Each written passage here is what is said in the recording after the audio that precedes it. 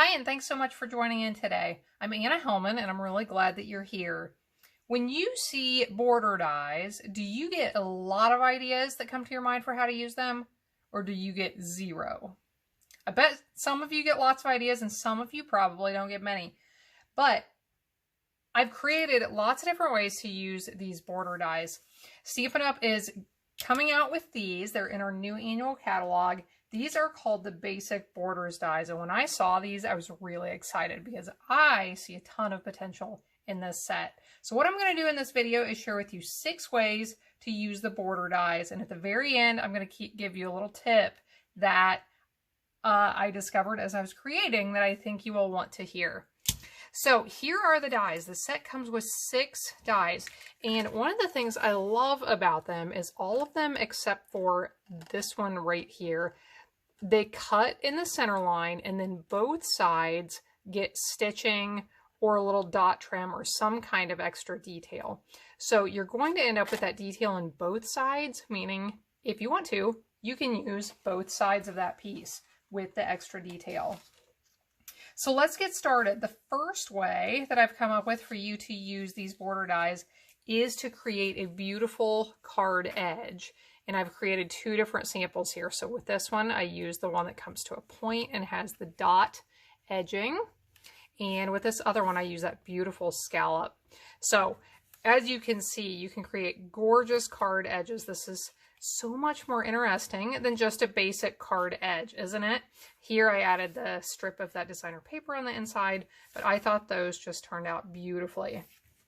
So that's idea number 1. Idea number 2 is to create some kind of an element using those border pieces as your edges.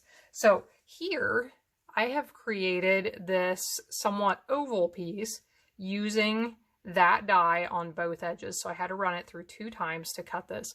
But once I had that piece with the stitching around the edge, then I ran it through with the Evergreen Forest embossing folder, and I just thought that made a really neat panel or element for the front of this card. So that's idea number 2. Idea number 3, I will get to in just a second before, if I don't forget to show you this one.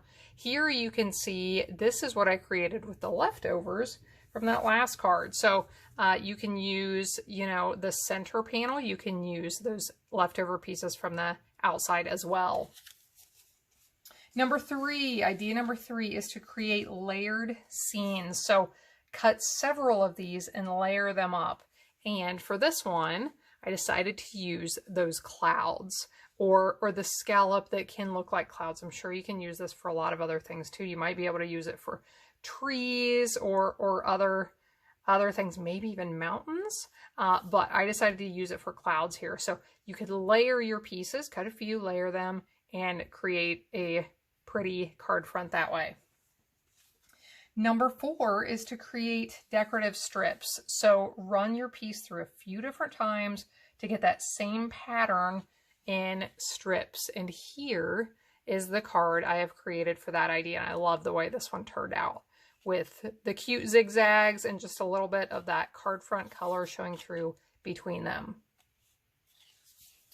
Number 5, I'm sure some of you out there have thought of this already, is to use these on your envelopes. So cut off just a teeny tiny bit of the flap of your envelope and you'll get that pretty edge with the stitching on it. So that's idea number 5. And the last idea, number 6, is one I'm going to show to you right now, and that is to use a template and a blending brush or a sponge to add color with it.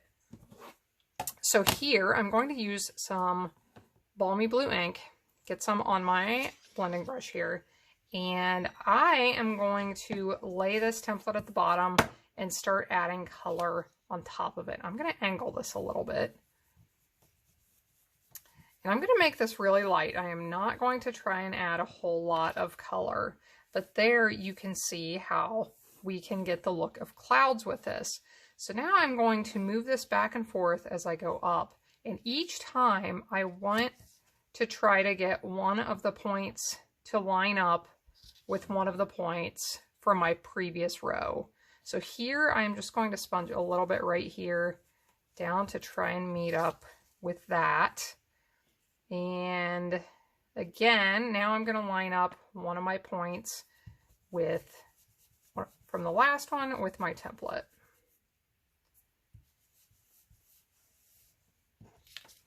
Okay, and I can move up and continue on with this to create a really neat cloud scene. Okay, let's do one more. So again, I'm showing this with the clouds, but you can do this with the zigzags or the scallops or any of those other borders as well. So there is idea number 6 for how to use these really neat borders dies.